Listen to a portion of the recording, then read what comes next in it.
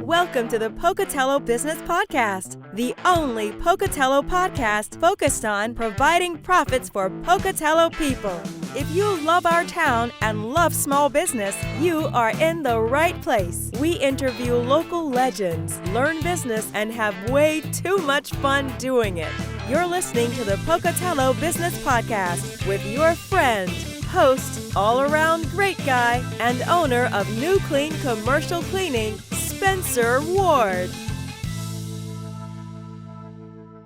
All right, everyone, welcome back to another episode of the Pocatello Business Podcast. We are here with the one and only Ari Price, General Manager of Gold's Gym, hometown Pocatello native, graduated from Highland High School, and now she finds herself just running this gym over here and killing it, trying to stay alive during COVID, right?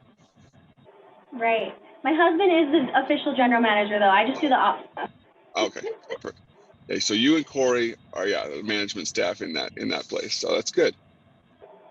Perfect, Ari. So, Ari, first of all, did I get any facts wrong about you?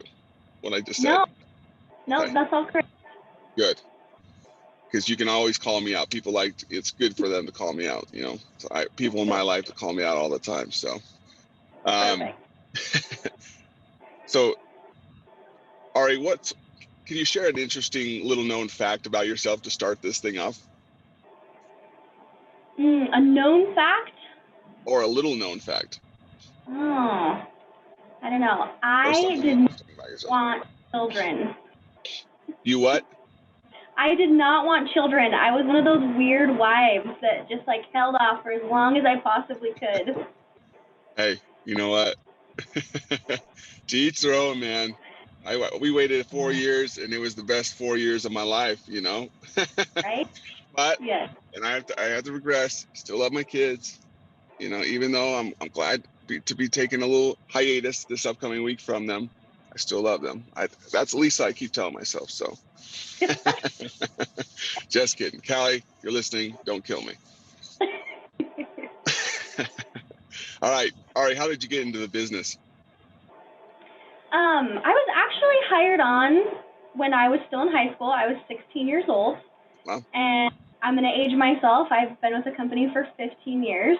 Cool. I was actually hired on with the original owners that started the brand and started the Gold's Gym here in Pocatello. By the time I turned 18, I had been promoted to a supervisor. I had no business at 18 being a supervisor, but they entrusted me with half of the business, running all of the service departments. So I oversaw the front desk, cleaning crew, maintenance, and kids club. And then at the time, he was not my father-in-law, but my father-in-law took over in 2008. I had worked with the company for about 2.5 years, and he graciously let me keep my job and what I was doing. I met my husband about a year later. We became really good friends. I was the assistant operations manager at the time, and he was going into be a personal trainer. And then the rest is history. So, yeah. Perfect. I like hearing that information. It's always nice to know how everyone got started. So what's your favorite part about the business? I think my favorite part is what is not always expected. I think, we have a unique situation to overcome being a Gold's Gym. We are known for being the most expensive, being the most intimidating. All the beautiful people work out here. And I wish that people could understand the harsh reality behind that. COVID really opened up my eyes. I mean, I have never really struggled outside of having my second child with weight and being frustrated with myself. But there's so much more than just losing weight or building muscle or being a bodybuilder when you're coming here. And ironically enough, a lot of the people who are your quote bodybuilders are the ones that, they'll come in and they'll tell me their stories. They were bullied as kids. They, struggle with anxiety and depression. They have some crazy stuff going on in their life. And you don't really realize that, the gym is what they use as their escape. It's a better addiction than some of the other addictions out there that people have turned to. And I think that for me has been a huge eye opener over the years, and something that I love about it. That's interesting. It's true. Like people, you can't judge a book by its cover. That's for sure.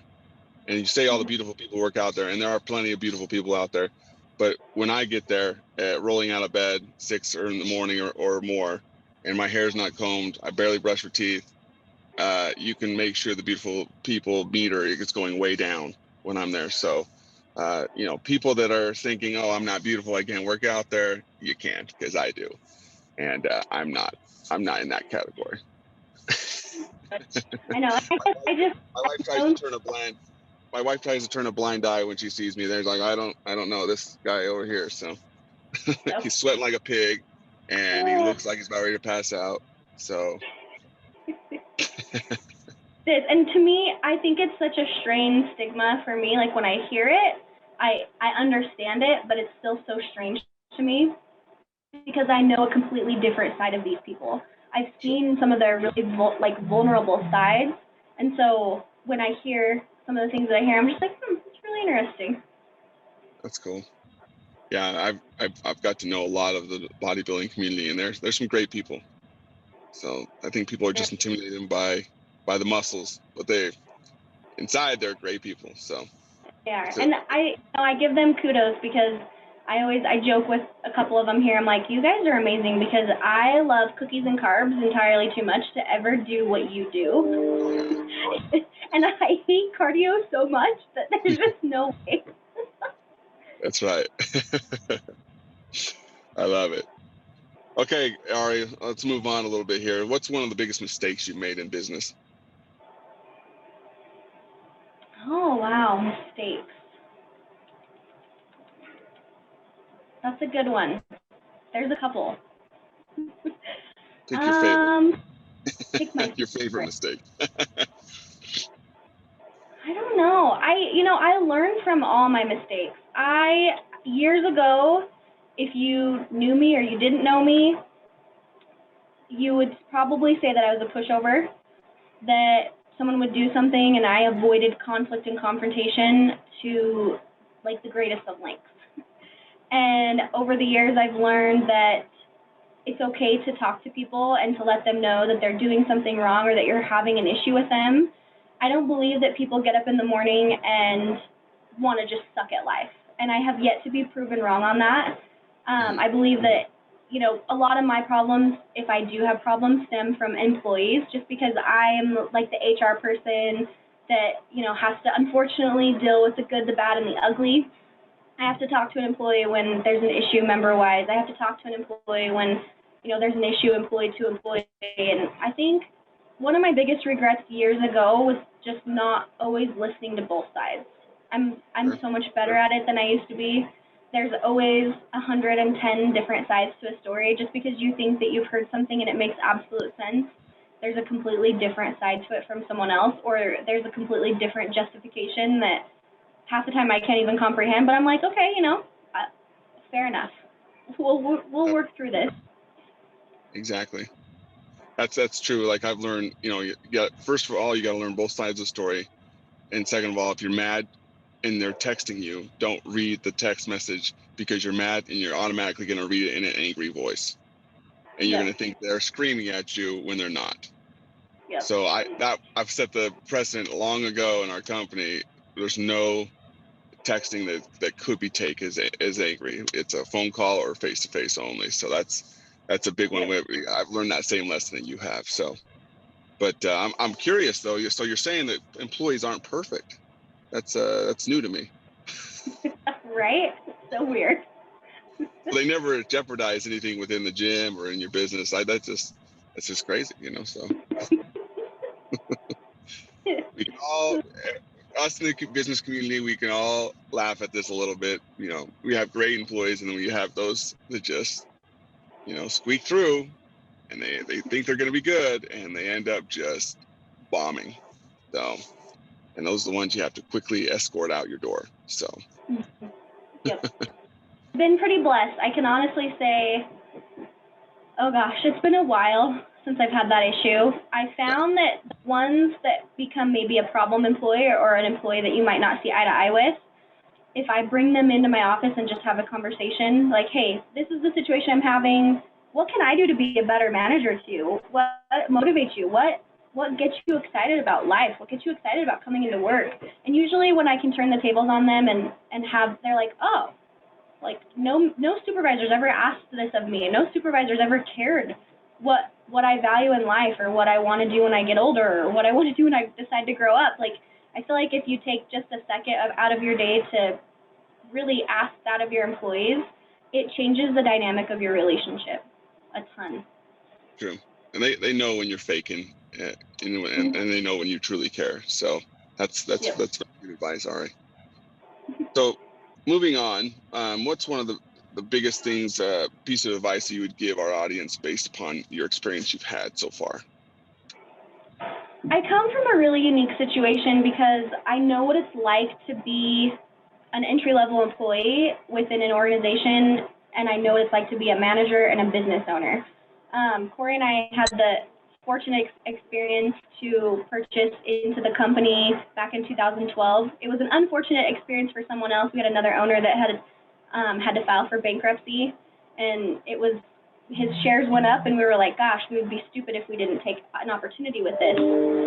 And from there, as new business owners, we've always been really blessed in this industry, but it's always been kind of a rude awakening sometimes when you think you know what you're doing. And I've noticed with gym owners, especially ones that have been in the business for a while, they're always so set in their ways and so closed off because, I've been doing it for 30 years. I don't need you. I don't need your advice. And I think one thing with me and Corey, we've been humble enough to step aside and say, let's take other people's advice. Let's hear what they have to say and how they can help us and how they can make us grow.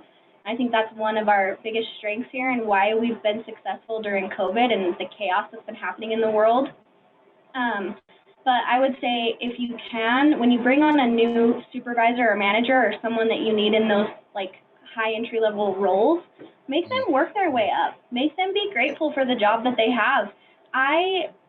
We've lucked out. We have a manager here in Pocatello that we hired on as a manager. And I will say, and I can say this with confidence, he is the first manager in Pocatello we've ever hired on that has been amazing starting out. Every other manager that we've had, we've either made them work from the bottom moving up because of our experience and our luck in the past. As soon as you bring someone on as a manager, you have these entry-level employees that are your rock stars. They're the faces of your business. They're the ones that are making or breaking people's experiences when they're coming into your facility.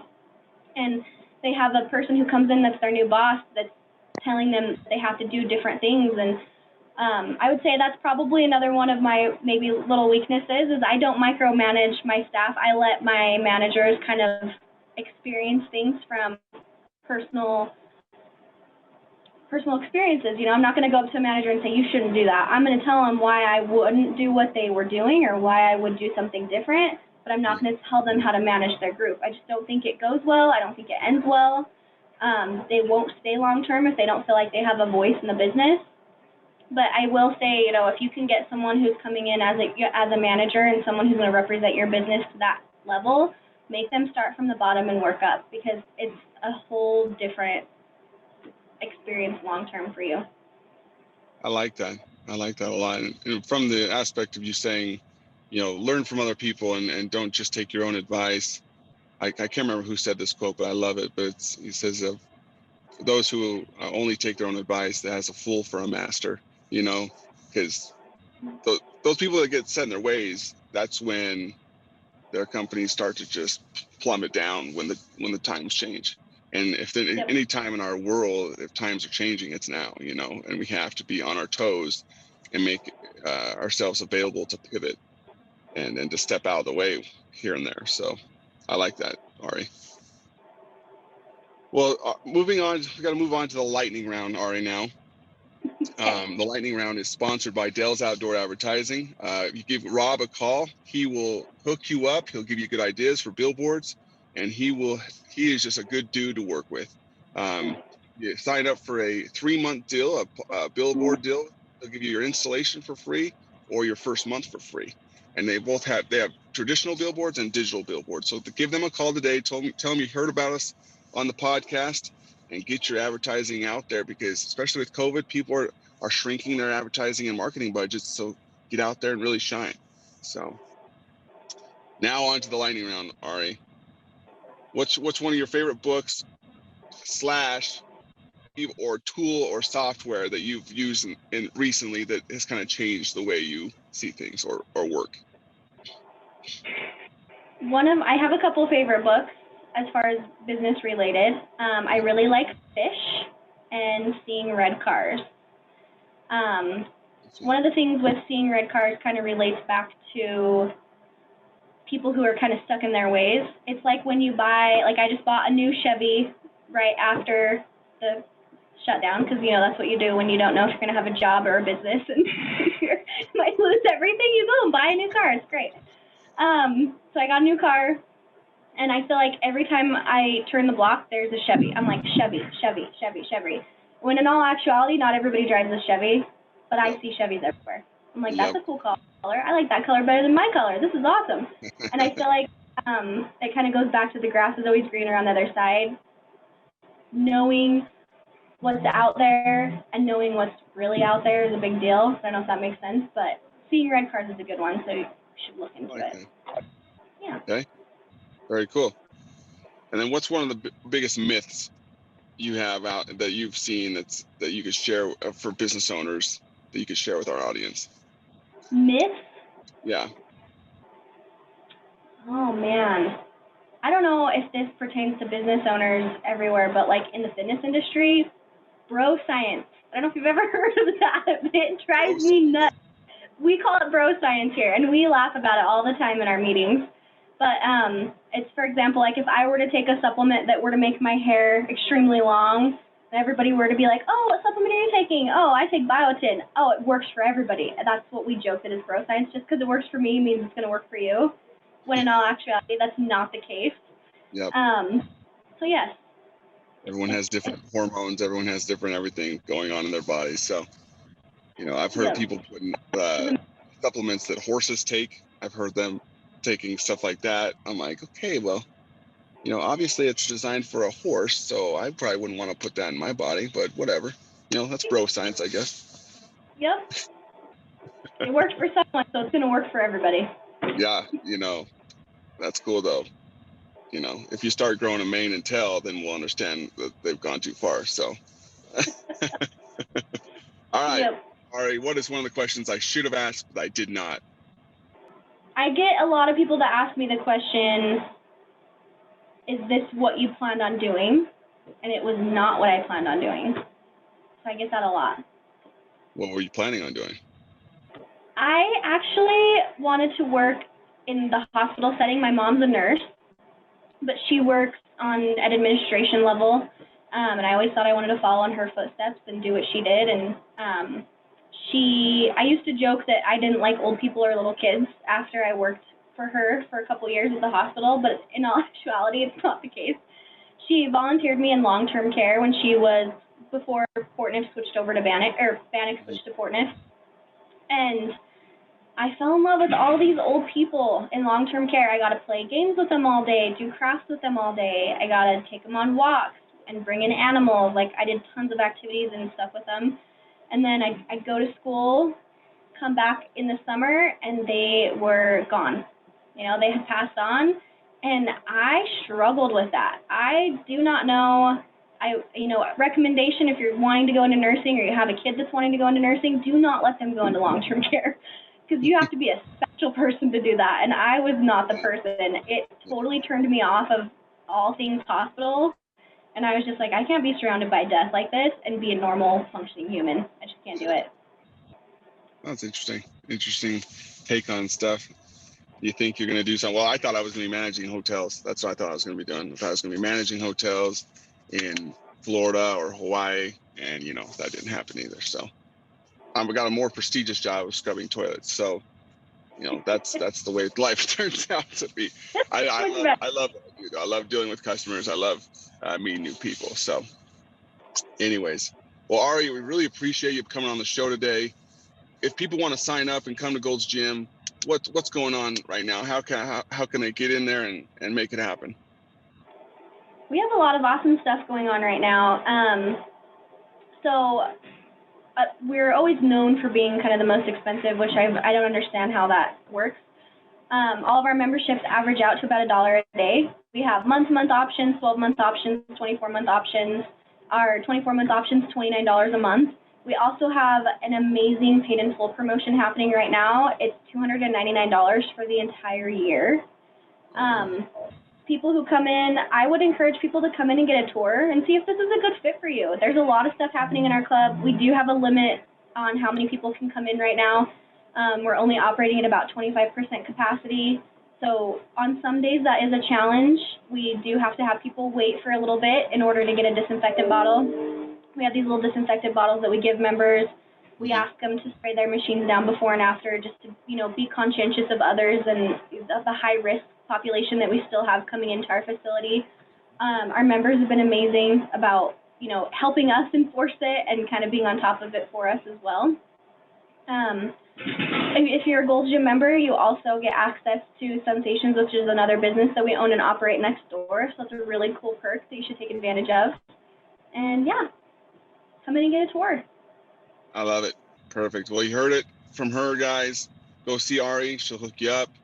And then thanks for listening to the podcast today. And until the next episode, stay tuned. Download, subscribe, drop a nice review. Tell me how goofy I am if you need to, but let's make something happen. You guys have a great one, and thank you for listening. Congratulations on spending a couple minutes getting just a little bit smarter, having some fun, and supporting the Pocatello business community. If you are feeling the love, make sure to subscribe, rate, and review on iTunes, Stitcher, or wherever you are.